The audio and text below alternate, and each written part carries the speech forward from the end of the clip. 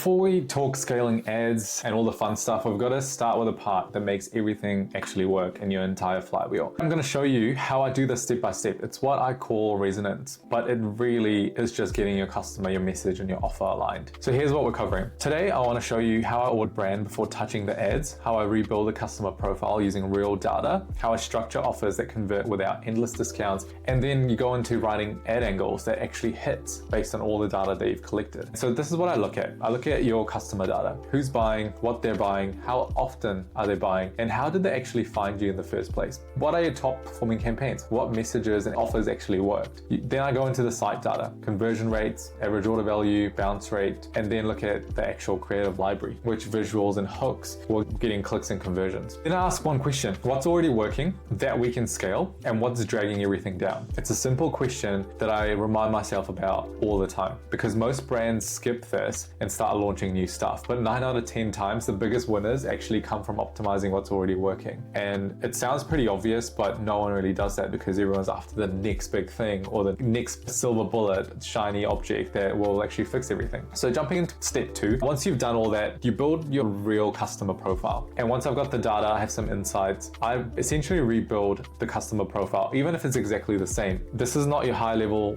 demographics, not some Canva persona with fake names. This is real behavior-based insights. And I found this is what makes and breaks my campaigns. So here's what I do. I go through reviews, what they've loved, what they've complained about. I read it threads and Facebook groups where you get unfiltered pain points of customers. I check competitor FAQs, what customers are confused about or worried about, and basically look at some surveys, what beliefs have stopped them from buying and emotions that have pushed them away from buying. And I just write these 3 things down. The first thing is the pain, like what frustrates them daily. Pretty straightforward, but it's super important to have this noted down. Then the second thing is what outcome are they wanting from this product or this brand or what experience that you're selling? And then any objection. So what stops them from actually clicking their buy? Then you'll really start to answer those key questions and almost tailor your entire strategy and your messaging around those 3 things. Once you have those, writing ad copy and ad angles becomes so easy at a later stage because you literally have reflected their words back to. And going into the next phase, which is rebuilding the offer stack, we know who we're talking to. We know how you've essentially rebuilt the offer or built the offer to match to them. Once you have those, writing ad copy and angles becomes super because you've literally just reflected their own words back to them through your advertising. So now that you know who you're talking to, you know what offer, how to position the offer or to rebuild it to match their intent.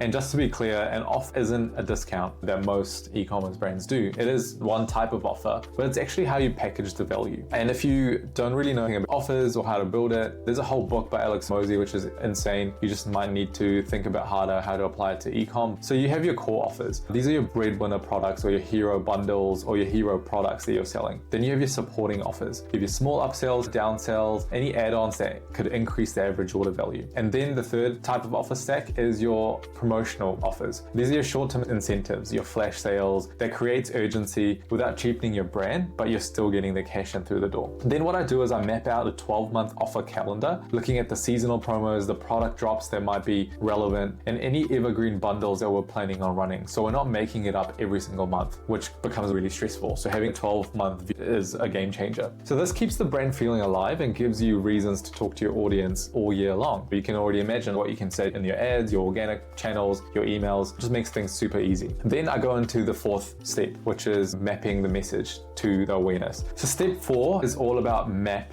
messaging to awareness levels. And it's essentially talking directly with your ads or your offers to the intent stage of the actual prospect. So once the offer is dialed in, I write messaging for each awareness stage. So the first stage is obviously unaware. These people don't know about your brand or your product. So what you want to do is you want to take a storytelling approach, slowly introduce them to the brand, to the product. You would evoke emotion. You would drive curiosity. The second intent level is your problem aware audience. And these people know they have a problem. They're just not educated on what solutions are out there. So this is where you would educate and empathize with them. The issue isn't your sleep. It's your collagen levels dropping, and then give them all the facts. The third intent level you would talk to is your solution aware people. And they know that there are a bunch of solutions out in the market. This is where you differentiate and show your social proof and make sure that they really buy into your way of doing things. And the fourth intent level is your product aware guys, right? This is where they know your product exists and they know what it does. All you need to do is drive home their urgency and show them the validation and social proof. And you would use things like over 5,000 5-star reviews, order it before we sell out again, really creating the FOMO effect layered with social proof. So I keep this framework in a simple Notion board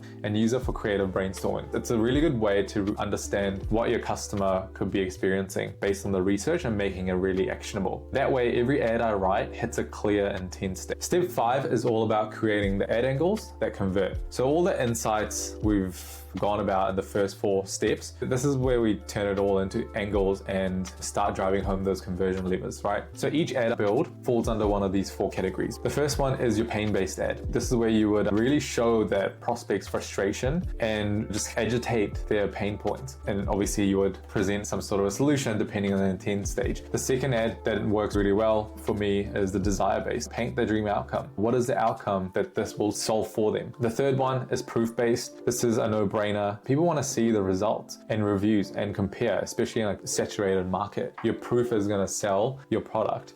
And then lastly, the 4th thing that I look at is urgency based. So I really utilize limited drops, scarcity, exclusivity. Works really well. So when I plan content or ads, I make sure I get a mix of all 4 because that covers every single buyer mindset that could be in our flywheel. The 6th step is all about matching audiences to the platforms. Now all I need to do is figure out where each of these people actually hang out. Most of the time for e-com brands and direct-to-consumer brands, it's going to be Meta and Google, right? That's your fundamental core. But it's still good to do this exercise because there's things like TikTok or Snapchat that some products and brands might actually fit into, or Pinterest. So it's simple, but super important. Things like Meta and TikTok, they create demand and discovery. Google is a great channel for capture, validation, and also demand creation. Email and SMS is great for their nurturing, conversion, and retention. So most brands try to be everywhere. I prefer to dominate 2 channels at a time where the audience actually lives first, and then you would scale outwards. So if your buyers scroll reels all day, start with Meta. If they search for everything before they buy, Google's your home base because that's where people are redoing their research and looking for articles, and now it'll be ChatGPT or Perplexity. So the platform should match how your audience shops, not what's trending. And I think it's a simple but easy to dismiss point. So step 7, this is your entire playbook. Once all this is done, I turn this into a brand playbook that includes the ideal customer summary, the top 3 to 5 messaging pillar, the offer architecture and key promos, example headlines and ad angles that I'll be utilizing for the actual media buying process and ad creation process. That playbook becomes your creative Bible. You hand it over to your media buyer creative team, no confusion, no random creative directions, no second guessing. Because you start treating these ads like a guessing game, you'll end up nowhere. You're in a position to build your campaigns around your buyer, not your gut instinct or feelings. Your creative hits harder because it's written in their language. Your offers convert better because they're built for their pain points. And when you finally plug this into the ad engine and your ad system that I'm going to share and unpack in the next video, it scales effortlessly. And because everything's already aligned, it just makes your life so much easier.